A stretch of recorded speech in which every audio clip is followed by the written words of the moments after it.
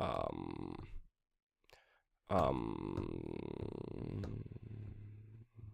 Welcome back, beautiful and amazing human beings, to the We Are Change daily, weekly, month. Sorry, I've been gone for a while.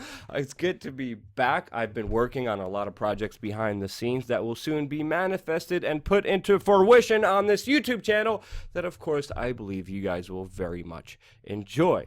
But I'm back for now, and there's been a lot of distractions, propaganda, and disinformation out there, keeping us away from the reality of what's actually happening in this world. And that's why in this video, I kind of wanted to refocus and talk about the important issues happening right now, specifically with Turkey, a major U.S. ally, and of course, American foreign policy within the Middle East. Now, the first story I wanted to get into comes from Hanover, Germany, where at the airport, 180 Kurds beat up passengers that were arriving from Turkey, predominantly using flagpoles and other makeshift weapons on the unsuspecting Turkish passengers that were arriving in Germany. Now, events like this and other outrage by the Kurdish people is mainly happening because of a new Turkish military operation that is oddly called Olive Branch and is currently invading and bombing the Syrian city of Afrin. Now, it's important to note here the conflict between the Kurds and the Turkish government have been happening for a very long time, not only historically,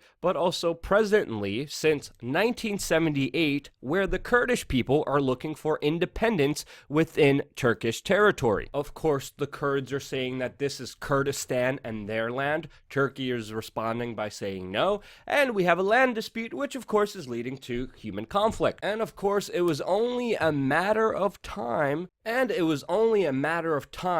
this conflict brewing and now escalating, that other world leaders would be involved, like we're seeing right now. Especially now, since Turkish troops invaded Syria and pushed their way into the Kurdish territory. Of course, the Kurds responded with a missile strike inside of Turkey, and Turkey is saying there's no turning back from this Syrian invasion, and ultimately could be a sign towards a bigger, growing, escalating conflict with many world powers involved. Turkey has been extremely aggressive in this offensive, even arresting their own citizens who voiced support for the Kurds, with the Turkish president even vowing that there's no turning back. And so far in this conflict, at least 260 Kurds and supposed Islamic State fighters have been killed in this military offensive, all according to the Turkish military, of course. The Kurds are not only responding with missile strikes, but also a call for mass mobilization to defend the city of Afrin. US-backed rebels inside of Syria are even considering joining the fight with the Kurds against Turkey, with even reported video showing of Syrian FSA fighters heading towards the Battle of Afrin. This is, of course, the same FSA, the Free Syrian Army, which was supported by the United States and collaborated with both Al-Qaeda and ISIS against the Syrian government. And at this same time, they are also officially asking U.S. President Donald Trump for more weapons in order to fight off Iranian influence in the region. Also, according to the SOHR, Syrian Observatory for Human Rights Organization, we are getting reports that US-backed rebels and forces just released hundreds of ISIS members inside of Syria. And of course, now the Syrian Kurds are officially pleading for support from the US coalition, especially now since the Russians are getting involved. And according to Kurdish officials, the Russians reached out to the Kurds and said that if they give up their territory to the Syrian government, that the Syrian government and Russia will defend them against Turkey. Of course, the Kurds have turned down the Syrian government and are still trying to carve out their own country, as officially the US planned for them in their supposed stabilization efforts, where the United States planned to create territory inside of Syria away from the Syrian government that would have been controlled by the Kurds. This plan, of course, is officially failing, and Russia just recently officially announced that the United States should leave the sovereign territory of Syria. Now, of course, that's not going to happen, with Donald Trump having a massive unknown number of US troops, boots on the ground inside of Syria right now. But interestingly enough, we are seeing the Syrian government and the United States actually have the same stance on this issue, with both the Syrian and American government telling the Turkish government to stop and retreat from the city of Afrin. Even U.S. Defense Secretary Jim Mattis officially said that the Turkish government is distracting against their efforts to defeat ISIS,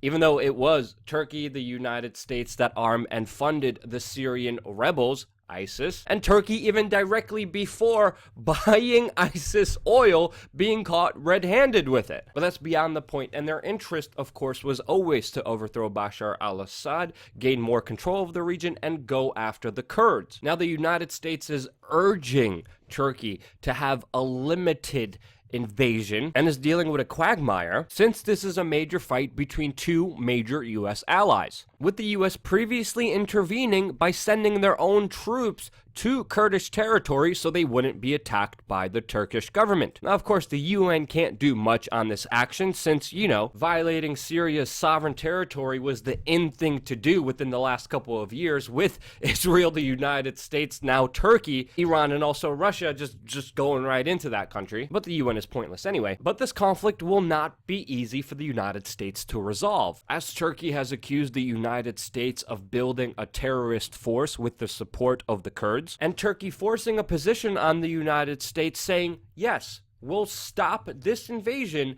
when you, the United States, stops supporting the Kurds. Now, of course, this only highlights more failed U.S. foreign policy, and from my analysis, will only lead to the betrayal of the Kurds once again, as previously occurred during Barack Obama's administration, even Donald Trump's administration, and it happening now, most likely a third time. Because as we know, ever since 2001, the official U.S. policy was always to overthrow the Syrian government and Bashar al-Assad, which they have failed. Then it was to balkanize Syria and leave it into multiple states, which now is also failing because of these latest actions by the Kurds and Turks. And of course, leaving it to you, what do you think is the current U.S. strategy right now when it comes to their Syrian policy, if there even is one? Of course, let me know in the comment section below. I personally think the United States may not even have one, but convince me if you think I'm wrong. Also, in other great news about American exceptionalism and American foreign policy within the Middle East,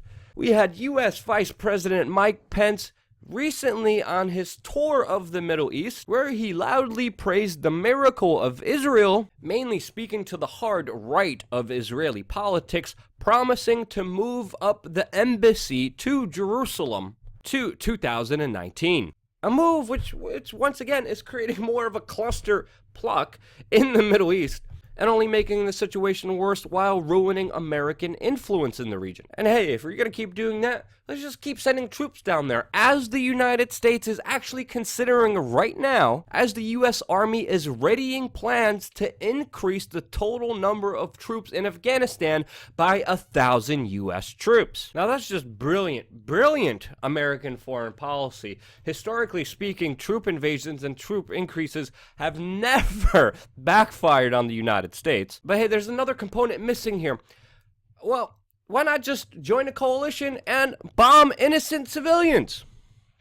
Just like we saw happen today with the U.S. coalition with Saudi Arabia that just conducted more airstrikes and killed 9 civilians in Yemen, 5 of them being children, as we're helping the world's worst humanitarian crisis occur right now. Even the Germans have officially halted all arms exports to Saudi Arabia for their bombing campaign of Yemen, which they're doing with the United Kingdom and the United States. And of course, no surprise, human life always takes a backseat to economics. And there's a lot of economic factors that we truly get into on this YouTube channel that of course is never really mentioned on the mainstream media or government officials who keep talking about democracy and liberating people.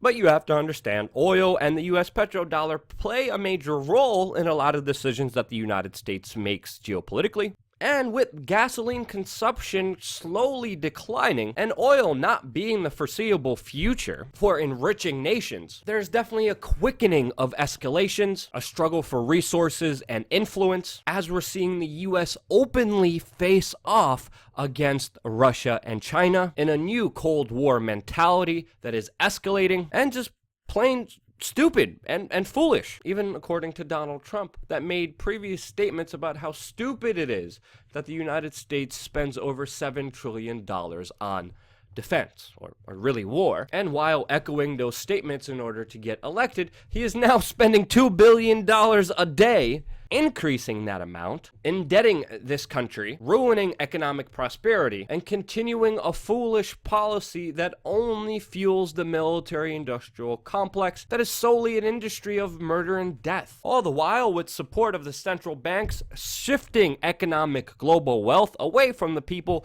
to the very few, and just, not being cool.